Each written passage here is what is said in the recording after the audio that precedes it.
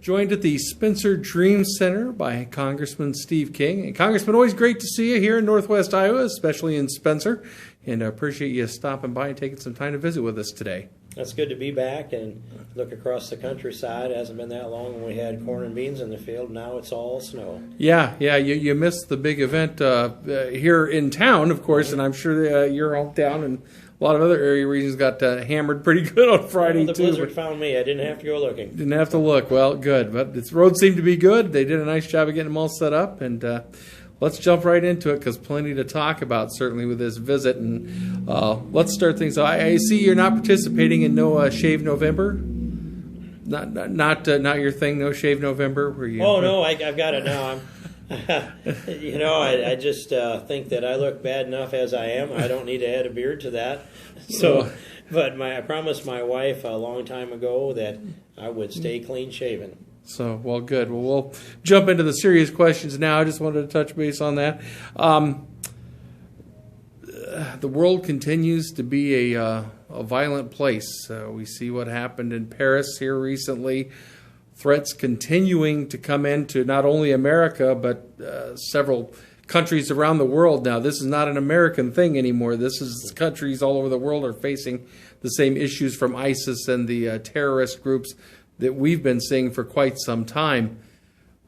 Where do we go from here with this problem? I mean, how do we combat ISIS? They're getting a stronghold. We've allowed them to get a stronghold. I think people would argue that for different reasons.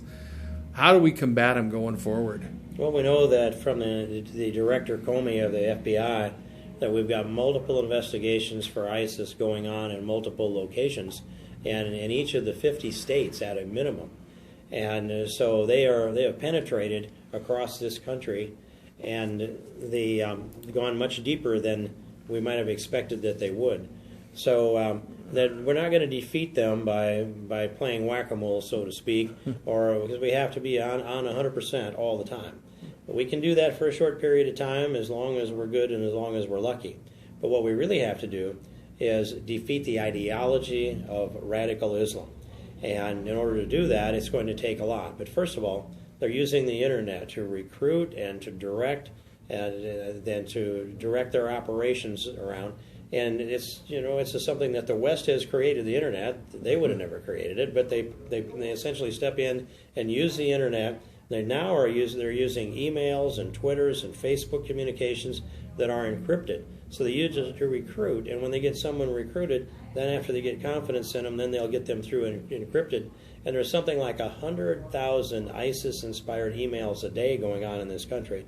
That's a lot of information to try to track and make sense of, especially when a lot of it's in Arabic or in the encrypted part. We don't have much luck looking into that. But we have to defeat them. We have to have cyber warfare against them, defeat them in cyber warfare. We can do that. We can own the communications battle with them. The second thing is we have to shut off all their money. Wherever it comes from, wherever it's transferred through, and wherever it goes, we've got to shut that off so they don't have the resources. And the third thing is to shut down their education system that teaches the next generation to hate so badly and so deeply. And then build alliances with the Muslim countries in the Middle East, the moderate Sunni countries like Egypt, for example, Jordan, the United Arab Emirates, with their cooperation and having them work the strategy, then this component, the next component can happen immediately, and it should. That is, get in with the Kurds and make sure that the Kurds get all of the military equipment that they think they can use, with our special forces on the ground, directing air support, directing our U.S. artillery support, and go in and crush the caliphate from the north, pushing to the west, and then south. And while that's going on, incorporate the Sunni Arabs from the Al Anbar region, from the Syrian region, so that they can step up and fight in their own military. And throughout that, push ISIS down against Assad towards Damascus. And at some point, ISIS collapses. And then I think Assad is left. We can deal with Assad after ISIS is destroyed. That's the method that we would use to clean out, and I just say it simply, kill the caliphate. And wherever they should arise, any place in the world, we have to go in and destroy the caliphate. And if we don't do that, they'll have a local operation that they can operate from to mount attacks against Americans, against the West, against anybody that they decide is their enemy. That's how you go about doing that. It takes leadership. It takes a president that wants to win this war rather than one who says there isn't one. It sounds, it sounds like there's a plan that can be mastered. How long is something like this going to take? Or do you not try to put a timeline on it? I would think it would be, in a perfect world, maybe you could, but we're not living in that world, I don't think. What kind of a timeline, what kind of manpower, what sort of resources are we going to need to do what you're talking about doing? Well, and I'm not going to get to call every shot in this. I can only make recommendations in it. And as General Petraeus has often said, the enemy has a vote too. So it's hard to put a timeline on it, but I would say that we should not expect that we can eliminate and defeat this ideology. That's the goal. The goal is to defeat the ideology. But not expect that we can do that in a short period of time. But we have defeated ideologies in short periods of time. Nazi ideology, Japanese imperialism, Italian fascism, all went under in a period of about 3.5 years with the full force of the United States with our allies. On the other hand, the Cold War, the hardcore communists, it was 45 years of Cold War before we finally defeated the Soviet Union in the Cold War. So someplace in between those period of times, it's not going to get done, I don't think, in 3.5 years, and I don't think it's going to take 45 years. But it depends on how we focus and how successful we are. And perhaps within 2 terms of the right presidency, we could defeat the ideology. You've been over to the Middle East several times, specifically even into the war, the areas where we're talking about the combat ready areas. You've been in Iraq, Afghanistan. The people that you've encountered over there, many of whom practice the religion of Islam, there seems to be a question in this country, the theory of the Islam versus the Christian Western civilization versus the radical Islam.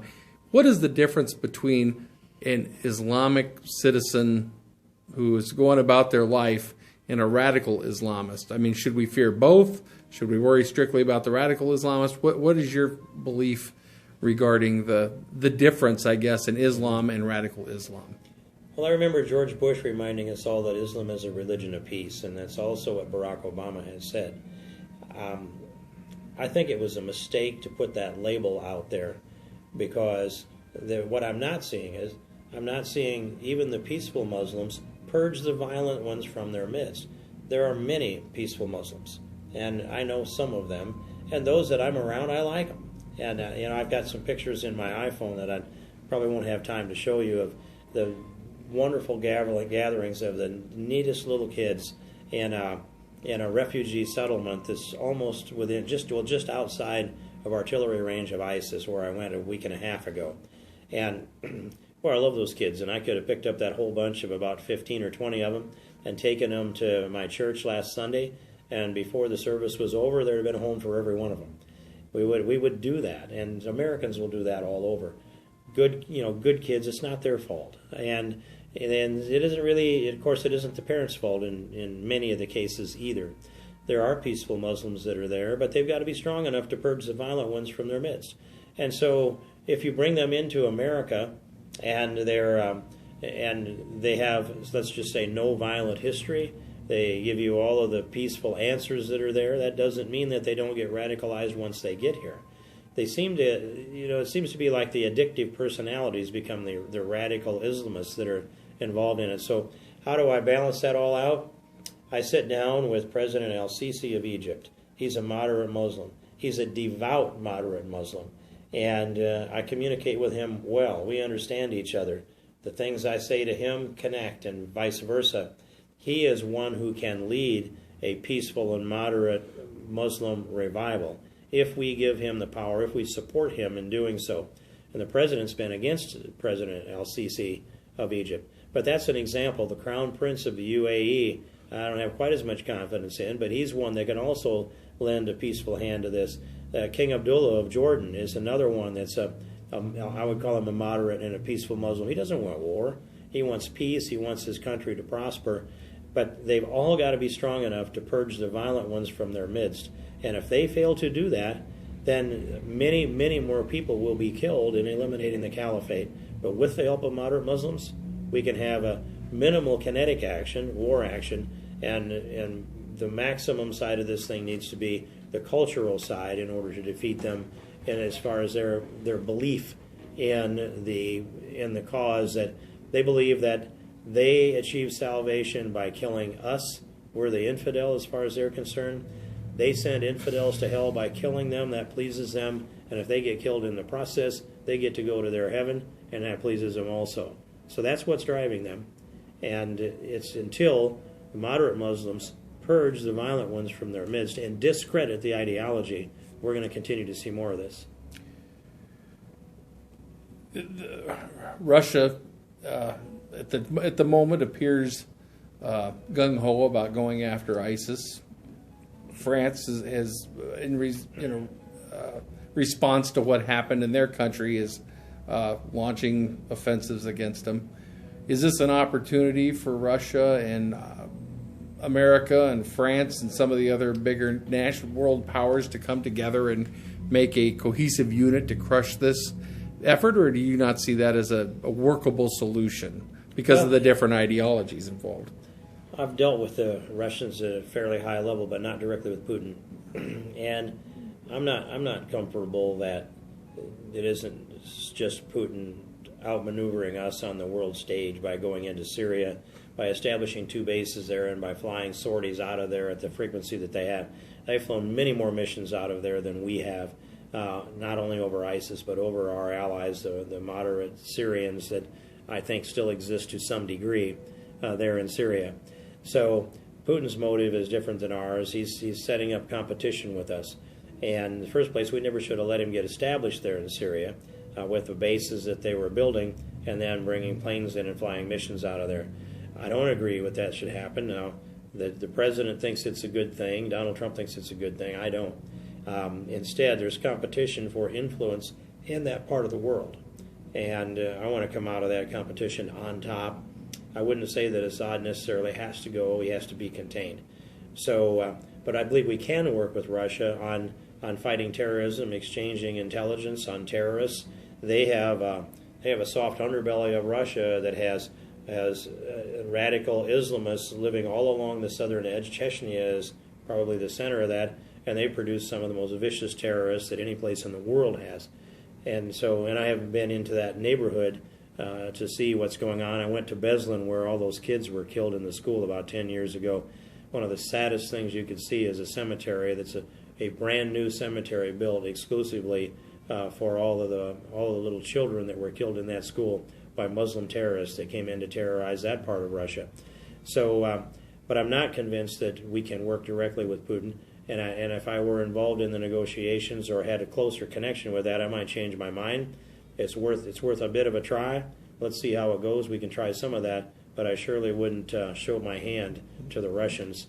They're not going to show their hand to us.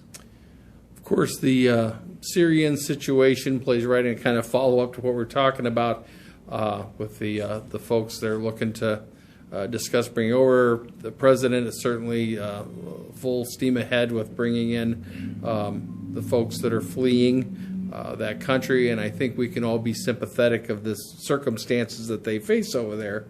Of course, there's a lot of governors in the country that have raised a red flag, although I'm not sure they have the power to officially stop anything, but they've made it very clear, including our own Governor Branstad, that he is not supportive of this endeavor to bring them over.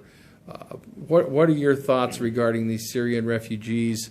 And specifically, I mean, they talk about the small percentage of those who might be hiding amongst them that would be coming here to possibly do us harm. Is that a real possibility?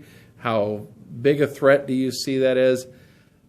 Is this just politics? What are we looking at here? Well, yeah, I wouldn't say it's just politics. I guess I went into that part of the world and spent a fair amount of time in Erbil, in Kurdistan, the northern part of Iraq, and over up against the ISIS front lines as close as I could get. Visited a refugee camp there that had 5,000 refugees in it, and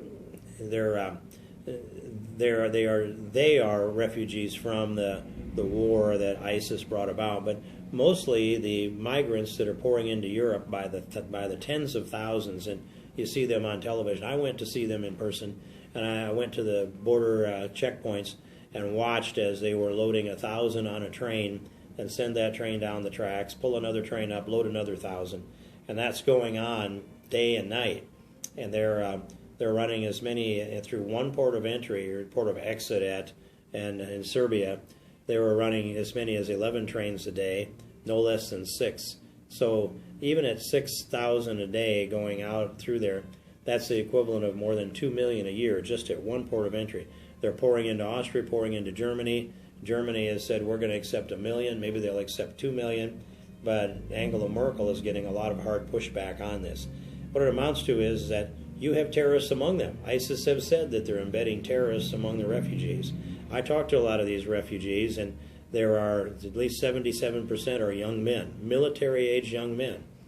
And now what kind of people would leave their women and children back home while they ran out of a war zone? Well, they're mostly not those that have escaped from a war zone at this point. Most of them are economic refugees who have heard the call and the promise that if they can get into Germany or Sweden or other countries, that the welfare system will take care of them. And then once they get established, they can send off for their family and bring their family in. So if they bring 1 million into Germany now, they're going to see 3 or 4 or more million additionally that will be added to that as they bring more in. I think that our best response is to pause with this, to suspend any kind of immigration coming in from the countries that are terrorist sponsoring states. And there are 10 or a dozen of those terrorist sponsoring states, not just Syria and Iraq. Pause, suspend it, take a look, try to resettle them in the Middle East, where in Muslim countries, where if it's Muslims, keep them in the Muslim countries. And while we're crushing the caliphate, carve out an international safe zone for the Christians and for the Yazidis. The Assyrian Christians were 2 million strong, and now they're under 400,000, not because that many have been killed. Many have been, but many also are refugees that have escaped. And then they need to be able to go back home and live in the Nineveh Plains region where they have lived since antiquity. That's also true. That's true of the Assyrian Christians, the Chaldean Christians, and also the Yazidis. And in my negotiations with Prime Minister Barzani, he has agreed that they will protect and support an international safe zone, and the Kurds will defend them and protect them. And I know that the Christians have mounted their own self-defense forces to help protect themselves from ISIS. They aren't strong enough, but with support and training and munitions, they can be strong enough. That's a lot better solution than pulling people out of that part of the world and letting ISIS own it. Absolutely. What the president had made the comment. Now you were saying there's a lot of the folks that are young military-age men that you have encountered that are getting on these issues. The president about a week ago made reference to the fact that the GOP presidential candidates were afraid of a bunch of women and orphans, I think was the term, women and children. I don't remember exactly, so I'm paraphrasing here. Is that an accurate description of the ones that they wanted to bring to America? Or are they talking, I mean, it doesn't sound like the same picture as what you're describing. We should remember the president is a demagogue, and that's exactly what he was doing, was demagoguing the issue. When he twists the reality of it around and says that Republicans are afraid of widows and orphans. Well, he's not bringing in widows and orphans in majority numbers at all. These are 77% young men. And out of that 77% young men, you get terrorists. And especially out of young women, you also get terrorists. They've been training women to be suicide bombers. There is one city in Iraq, north of Baghdad, the name of which escapes me, that has had, in the last 12 to 18 months, they've had 27 suicide bombers who have blown themselves to bits that were young women. They were trained to be suicide bombers. 27 out of one small town. And so if you get that kind of incidence of women that are suicide bombers, and men are suicide bombers in greater numbers by far, we know it isn't about widows and orphans. In fact, the widows are more likely to blow themselves up than the non-widows are, if history is any mark, and they are. So I think it's the president demagoguing the issue, and they won't produce information to Congress when this respectfully requested. They've got an obligation to do that. Senator Jeff Sessions, with a request that was also signed by Senator Ted Cruz, had requested that out of 72 cases of refugees that they believe have been involved in terrorist plots or activities in the United States. In fact, the publicity says they have been. Then they ask for their immigration status, how they came into America, under what provisions. And the White House has refused to provide that information. It's been more than 4 months since that request has gone in. So the president should not stand there in his ivory tower and lecture Congress or anybody in this country. Produce the information, tell us the truth. Let's sit down and discuss this like reasonable people, and let's produce a policy that keeps the American people safe and provides a future for the people in Iraq and the Syrian region. He refuses to even acknowledge that we have an Islamic terrorist organization that is at war with us. He can't even say the words. And if he can't say the words, then he seems to be eager to attack Republicans, but afraid to challenge ISIS and willing to be complicit and help cooperate and do whatever he thinks the Iranians want. It's hard to believe that this president has the best interest of a long-term America in mind. You mentioned Ted Cruz during your remarks there, and recently you came out, still a very large field of candidates. Probably he is in the upper tier of those competing here in Iowa. Of course, that's where a lot of attention is right now. But even in the national polls, he would be in the upper echelon of candidates. What made you decide to come out for Senator Cruz? Well, there was a whole series of things, and that, I've known each of the candidates, even when there were 17 of them, in a personal way, and worked with most of them professionally. They're a list of things that matter that I want to make sure we get right. The appointments to the Supreme Court and the other federal courts, for example. I want to have a president who will sit down at that geopolitical chessboard, look across at Putin on the other side. I want to see Putin blink for a change. I want a president who will get this budget balanced and start paying down and eventually off our national debt. And I want a president that will secure the border, end sanctuary cities, restore the rule of law, end birthright citizenship, and make us proud to be Americans again. One who understands the value of innocent unborn human life and will protect it vigorously. One who will be working to restore marriage between a man and a woman.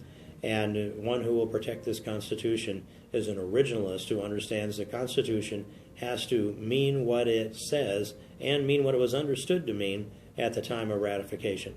All of that's in the package of Ted Cruz. When I look at the other candidates, there's something missing here or there. There's some good candidates out there, and I'd make that trade for about any one of them right now for the president we have. But we get to choose the top candidate out of 14 of them that are still left in the field. And for me, Ted Cruz checks all the boxes. And I know him very, very well personally. We've sat down like this for 5 hours and talked policy, and neither one of us got up for any reason. And I find that on 2 occasions, we've actually drafted legislation that matched up. We came up with ideas on our own that we generated and turned it into legislation without talking to each other. We had almost identical legislation written in the House and in the Senate because we came to this similar conclusion, identical conclusion and nearly identical legislation. So all of that, and I respect and appreciate all the candidates, but Ted Cruz is the one that checks the boxes for me, and I'm asking people, go to caucus on caucus night, February 1st, and come out for Ted Cruz. And if they don't quite understand this, I would say to them, then who should I have endorsed and why? I don't think there's a good enough answer to that question that can be produced. I'm going to stand with Ted, and I'm enthusiastic about it, and I believe that he is the candidate that can restore the soul of America. Well, we've got about 30 seconds left, so I'm going to throw a quick one out to you here, and you can give me some quick answers. If you had Santa's bag and you could pull 3 things out for this country this year at Christmas, what would you pull out? Boy, a balanced budget amendment to the United States Constitution, the fair tax, and a Supreme Court that would read the Constitution and believe it and act on it and defend it.